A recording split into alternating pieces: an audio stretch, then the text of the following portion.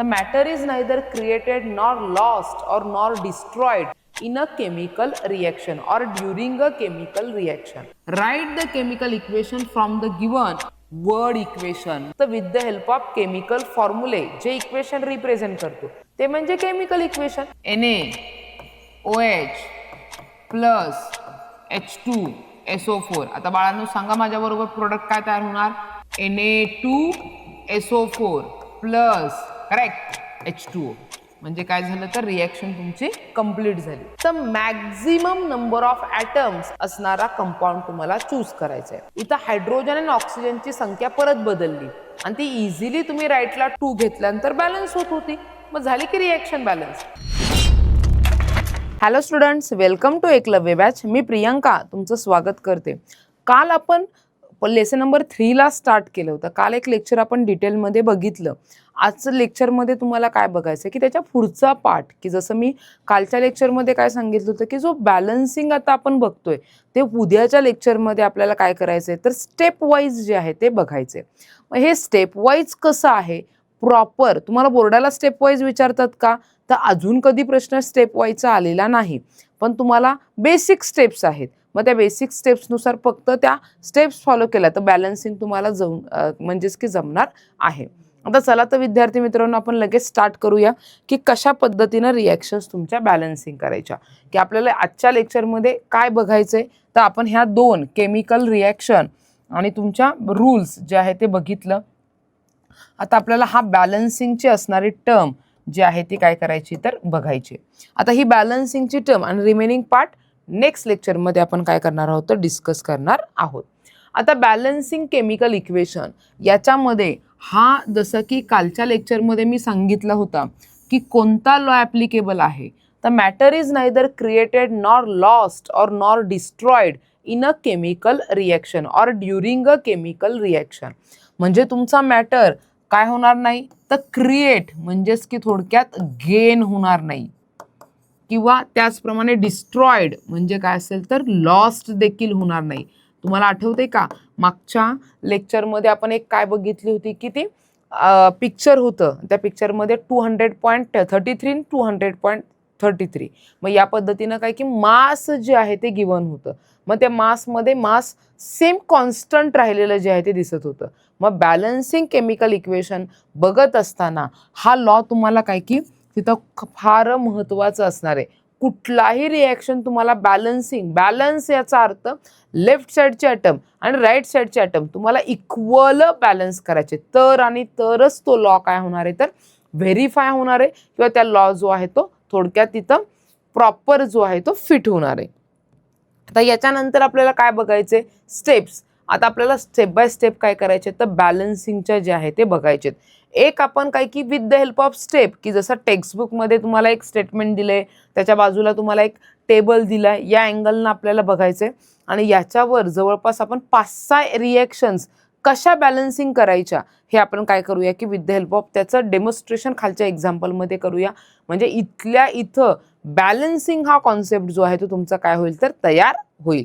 आता काय सांगितलं आपल्याला step 1, write the chemical equation from the given word equation. म्हणजे जे वर्ड इक्वेशन दिलेलं आहे त्या वर्ड इक्वेशनच्या बेसिसवर तुम्हाला केमिकल इक्वेशन म्हणजे काय तर with the help of chemical फॉर्म्युले जे इक्वेशन रिप्रेझेंट करतो ते म्हणजे केमिकल इक्वेशन, की लास्ट लेक्चरमध्ये मी सांगितल्याप्रमाणे.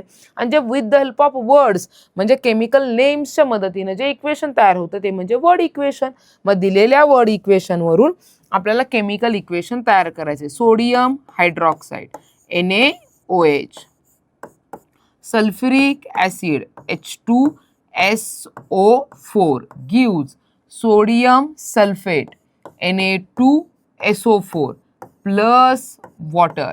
आता हे जे काही की रिॲक्शन तयार होत असताना सेम मागच्या लेक्चरमध्ये जसं मी तुम्हाला आयन सेपरेट करून दाखवलं होतं त्या मदतीनंच प्रोडक्ट तुमचा तयार होतो. इथं वर्ड इक्वेशन दिलंय म्हणून ठीक आहे, पण तुम्हाला जेव्हा फक्त रिॲक्टंट दिला जाईल तेव्हा प्रोडक्ट तुम्हाला फॉर्म करत असताना या रिॲक्शनचे पॉझिटिव्ह आयन निगेटिव्ह आयन तुम्हाला सेपरेट करता आले पाहिजेत. आणि जर तुम्ही सेपरेट प्रॉपर केले तर डेफिनेटली रिॲक्शन तुम्हाला पाठ करावी लागणार नाही, ती आपोआपच तुम्ही राईट साईडचे प्रोडक्ट तयार करू शकता. आता हा Na आणि हा SO4 हे दोन्ही कंबाईन होणार आणि हा H आणि हा OH कंबाईन होऊन तुमचा H2O तयार होणार. इथं 1 व्हॅलन्सी आहे, इथं 2, म्हणून 2 into 1 म्हणजे 2 into Na that is Na2 आणि 1 into SO4 that is SO4. H आणि H, H2 आणि O या फॉर्मॅटमध्ये काही की रिॲक्शन तुमची बॅलन्स झाली. आता आपल्याला काही की रिॲक्शन बॅलन्स नाही तर रिॲक्शन कंप्लीट झाली. अजून बॅलन्स झाली का ओळख आपण त्या थोडक्यात मोजलेत का ॲटम तर नाही. आता दिलेल्या तुमची जी इलेमेंट आहे त्या इलेमेंटमध्ये म्हणजेच की जे रिॲक्शन्स आहेत त्या रिॲक्शनमध्ये काय असणार आहे तुमचं NaOH आणि सल्फर असे वेगवेगळे इलेमेंट जे आहे ते तुमचे आहेत. मग सोडियम इकडं पण सोडियम दिसतोय, सल्फर इकडं पण सल्फर दिसतोय, ऑक्सिजन, हायड्रोजन आणि हायड्रोजन म्हणजे तुमचे जेवढे इलेमेंट लेफ्टला दिसतात तेवढेच राईटला दिसत आहेत. आता बॅलन्सिंग कसं बघायचं तर बॅलन्सिंग बघत असताना Na2 आहे बघा, सोडियमचे ॲटम सफिक्सला जो नंबर आहे तेवढे सोडियमचे काय आहेत ते ॲटम किती आहेत तर 2 आहेत. लेफ्टला किती दिसत आहेत तर सोडियमच्या सफिक्सला नंबरच नाही आहे म्हणजे लेफ्टला काय आहे तर 1. हे थोडक्यात आपल्याला बॅलन्सिंगच्या नेक्स्ट स्टेपमध्ये काय करायचे तर थोडक्यात बघायचं आहे. ही पहिली स्टेप म्हणजे काय दिलेलं वर्ड इक्वेशन थोडक्यात तुम्हाला काय की केमिकल इक्वेशनमध्ये कन्व्हर्जन करायचं. बोर्डाला काय देतात, बोर्डाला वर्ड इक्वेशन देतात का तर अजूनपर्यंत कधी वर्ड इक्वेशन दिलं नाही. डायरेक्ट तुम्हाला काय की केमिकल इक्वेशन दिले आणि ते बॅलन्सिंग करायला विचारलेलं आहे. आता याच्यामध्ये सेकंड स्टेपमध्ये काय आहे तर तुम्हाला दिलेलं जे इक्वेशन आहे म्हणजे कुठलं इक्वेशन होतं की NaOH plus H2SO4 NaOH plus H2SO4. आता बाळांनो सांगा माझ्याबरोबर प्रोडक्ट काय तयार होणार Na2SO4 प्लस करेक्ट H2O म्हणजे काय झालं तर रिॲक्शन तुमची कंप्लीट झाली. आता रिॲक्शन कंप्लीट झाल्यानंतर काय आहे step 2 check whether the above equation is balanced is not or comparing the number of atoms of the various elements present of the two side of the equation. म्हणजे तुमचा matter जो law आहे तो law applicable होतोय का हे कसं ओळखायचं की जे तुमचे लेफ्ट हँड साईडचे ॲटम्स आणि राईट हँड साईडचे ॲटम्स जर इक्वल असतील तर तो लॉ ॲप्लिकेबल आहे किंवा व्हेरीफाय होतोय, जर नसतील तर तो लॉ ॲप्लिकेबल नाही. आता बघा सोडियम लेफ्टला रिॲक्शन बॅलन्स करत असताना ॲटम्स कसे काउंट करायचे ते काळजीपूर्वक मी तुम्हाला सांगते. सोडियमच्या खाली कुठला ॲटम 2 किंवा 3 नंबर आहे का नाही. जर नंबर नसेल याचा अर्थ सोडियमचे लेफ्ट हँड साईडला किती ॲटम आहेत 1 ॲटम आहे. सोडियमच्या राईट साईडला Na2 आहे, Na सफिक्सला 2 आहे म्हणजे सोडियमच्या राईटला किती आहेत 2 ॲटम आहे. आता सोडियम नंतर पुढचा इलेमेंट कोणता आहे ऑक्सिजन. सोडियम नंतर पुढं कोणतं आहे ऑक्सिजन चेक करा लेफ्टला 1 प्लस 4 दॅट इज काय झाले तुमचे 5. राईटला चेक करा 4 आणि 1 दॅट इज 5 म्हणजे तुमचा ऑक्सिजनचे ॲटम लेफ्टला आणि राईटला काय आहे तुमचे सेम आहेत 5 आणि 5. हायड्रोजन लेफ्टला 1 आणि हे 2 म्हणजे किती झाले 3 झाले. राईटला हायड्रोजन किती आहेत तुमचे ओनली 2 आहेत. राहिला आता सल्फर फक्त लेफ्टला 1 राईटला 1. आता ह्या दोन्हींमध्ये जर आपण चेक केलं कुठले एलएचए सारेचे सेम नाहीये, एक म्हणजे सोडियम तुमचा सेम नाहीये आणि दुसरा म्हणजे तुमचा हायड्रोजन जो आहे तो सेम नाहीये. म्हणजे आपल्याला काय करायचंय की या थोडक्यात नायट्रोजन आणि सोडियम आणि हायड्रोजनला काय करायचंय तर तुमचा बॅलन्स करायचं आहे. आता हे स्टेप 1 इक्वेशन लिहिलं, स्टेप 2 तुमचे नंबर ऑफ ॲटम्स जे आहेत ते काउंट केले. आता बॅलन्सिंगची पुढची स्टेप जी आहे ती बघूया काय आहे. It is a convenient to start balancing an equation from the compound which contain the maximum number of atoms.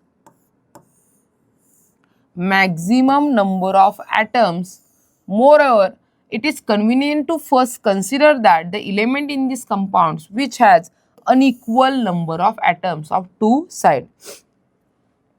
आता आपल्याला समोर जी आहे ती काय की इक्वेशन आपल्याला पाठीमागं जे इक्वेशन आहे तेच इक्वेशन पुढे फॉरवर्ड करू. NaOH प्लस H2SO4 परत formula Na2SO4 plus H2O. Reaction काय झाली तुमची? कंप्लीट झाली. आता ही रिॲक्शन कंप्लीट झाल्यानंतर तिसरी स्टेप म्हणजे काय? तर मॅक्झिमम नंबर ऑफ ॲटम्स असणारा कंपाऊंड तुम्हाला चूज करायचा आहे. मॅक्झिमम नंबर ऑफ ॲटम कसे ओळखायचे? तर Na1 ऑक्सिजन 1 हायड्रोजन 1 म्हणजे किती मॅक्झिमम नंबर ऑफ ॲटम आहेत? 3. H2S आणि O4 4 + 1 + 2 म्हणजे किती झाले तुमचे? 7 झाले. सोडियम 2 + 1 3 3 + 4 दॅट इज 7 आणि तर 2 + 1 दॅट इज 3. आता या स्टेपमध्ये आपण काय बघितलं? तर मॅक्झिमम नंबर ऑफ ॲटम असणारा कंपाऊंड तुम्हाला निवडायचा आहे. इथं Na2SO4 पण आहे आणि इथं H2SO4 पण आहे.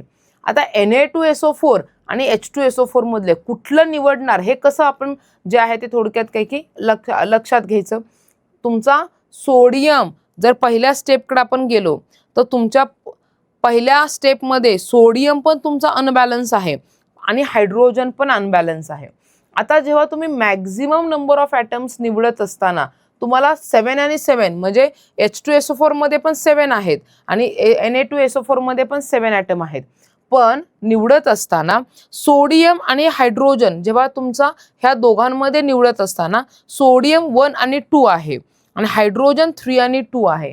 म्हणजे सोडियम तुम्ही इझिली काय करू शकता? जर कोइफिशियंटला 2 न मल्टिप्लाय केलं तर लगेच बॅलन्स करू शकता. म्हणून आणि हायड्रोजन जर चेक केलं तर हायड्रोजन लेफ्टला 3 आहे, राईटला 2 आहे. म्हणजे दोन्हीकडे कोइफिशियंट बदलावे लागतील.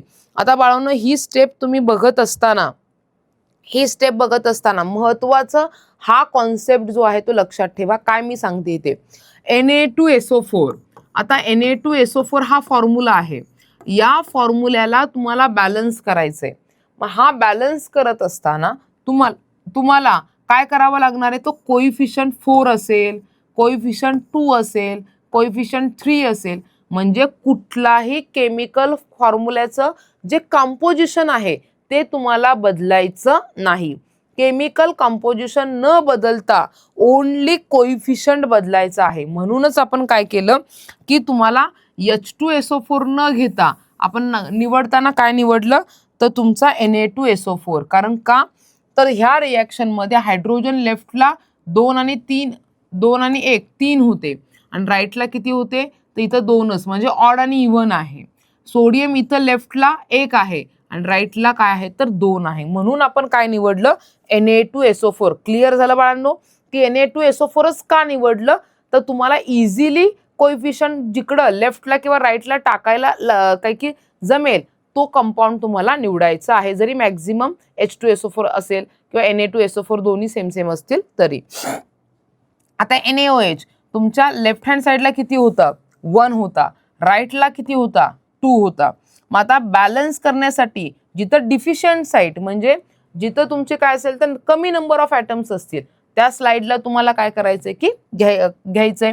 मग 1 × 2 कारण का आता 2 न आपण काय करणार? मल्टिप्लाय केल्यानंतर 2 हा तुमचा कोइफिशियंट आहे, 1 हा तुमचा ॲक्च्युली नंबर ऑफ ॲटमची संख्या आहे. मग 2 न मल्टिप्लाय केल्यानंतर काय झाले तुमचे? 2 आणि इकडे राईट साईडला 2 म्हणजे तुमचा जो सोडियम आहे तो सोडियम काय झाला? बॅलन्स झाला. आता सोडियमला 2 टाकल्यानंतर मग रिॲक्शनमध्ये परत आपल्याला काय करायचंय? तर नंबर ऑफ ॲटम्स जे आहेत ते नंबर ऑफ ॲटम्स काउंट करायचे की तुमच्या शेजारच्या टेबलमध्ये तुम्हाला नंबर ऑफ ॲटम्स जे आहेत ते काउंट करून दाखवलेत. मग आता नंबर ऑफ ॲटम्स म्हणजे काय केलं आपण की Na2SO4ला 2 जे आहे ते ॲड केलं. आता 2 ॲड केल्यानंतर बघा आता आपण सोडियम पासून सुरुवात करू. 2Na आणि Na2 म्हणजे सोडियम 2 आणि 2 म्हणजे सोडियम तुमचा काय झाला? बॅलन्स झाला. सोडियमच्या शेजारचा ऑक्सिजन चेक करू. 2 ऑक्सिजन आणि हे 4 ऑक्सिजन टोटल किती झाले? 6. ऑक्सिजनची संख्या बदलली. का बदलली? तर 2 कोइफिशियंट घेतल्यामुळे बदलली. मगाशी ऑक्सिजन तुमचा ऑलरेडी बॅलन्स्ड होता. हा का बदलला? तर 2 सोडियमला आपल्याला काय करायचं? बॅलन्स करायचंय. मग सोडियमचा कोइफिशियंट बदलला की तुमचा ऑक्सिजनचा बाय डिफॉल्ट बदलला. ऑक्सिजन लेफ्ट हँड साईडला 6 आहे, राईट हँड साईडला चेक करा 4 + 1 म्हणजेच 5. आता इथं हा बॅलन्स झालाय, पण ऑक्सिजन तुमचा काय दिसतोय, इनबॅलन्स दिसतोय. परत पुढं काय आहे, हायड्रोजन. इथं 2 हायड्रोजन, इथं 2, म्हणजे इथं 4 आहे आणि इकडं काय आहे 2. इथं पण तुमचा हायड्रोजन काय नाहीये, तर बॅलन्स नाहीये. आणि इथं सल्फर 1 आणि 1, म्हणजे सल्फर तुमचा बॅलन्स आहे. आता आपला टास्क काय राहणार आहे, सोडियम बॅलन्स झाला, सल्फर ऑलरेडी बॅलन्स आहे, तर आपला टास्क काय असणार आहे, ऑक्सिजन आणि हायड्रोजनला बॅलन्स करायचं. मग पुढची स्टेप म्हणजे काय असेल, तर की इथं NaOH आणि इथं Na2SO4, म्हणजे लेफ्ट हँड साइड मधला जो काही की NaOH, की जिथं आपल्याला ऑक्सिजन हायड्रोजन काय करायचंय, बॅलन्स करायचंय, आणि राईट साईडला तुम्हाला ऑक्सिजन जो आहे तो बॅलन्स करायचा आहे. मग आपण काय केलं, तर इथं जो बॅलन्स करण्यासाठी जे 2नी काय केलं, की इथं मल्टिप्लाय केलं, म्हणजेच 2 हा कोइफिशियंट जो आहे तो आला, आणि राईट साईडला ॲज इट इज 2 इथं पण तुमचं काय की इनिशियली 1 आहे. मग ह्या 1 इनिशियलला 2 काय केलं, तर मल्टिप्लाय केलं. मल्टिप्लाय केल्यानंतर रिॲक्शन बघा तुमची कशी स्टेप 4ला आली. 2NaOH हे आपण जे आहे ते मगाशी काय केलं होतं, तर घेतलं होतं. नंतर इथं H2SO4 हे ऑलरेडी जे आहे ते रिॲक्टिव्हिटीमध्ये आपलं होतं. Na2SO4 आणि 2H2O. आता आपण 2Na आणि Na2 हा ऑलरेडी काय होता, बॅलन्स होता. 2 ऑक्सिजन आणि हे 4 ऑक्सिजन, टोटल 6 होते. या ऑक्सिजनला आपण काय केलं, की 2 न कोइफिशियंटला मल्टिप्लाय केलंय. कुठल्या 2 कोइफिशियंट कुठल्या कंपाऊंडला मल्टिप्लाय केलं, तर वॉटरला मल्टिप्लाय केलं. मग इथं ऑक्सिजन 2 ऑक्सिजन झाला, 2 आणि हे 4, म्हणजे किती झाले, टोटल 6 झाले. म्हणजे ऑक्सिजन पण तुमचा काय झाला, बॅलन्स झाला. आता हायड्रोजन H2 आहे आणि इथं तुमचं काय आहे, तर इथं 2H म्हणजे हायड्रोजन 4 होते.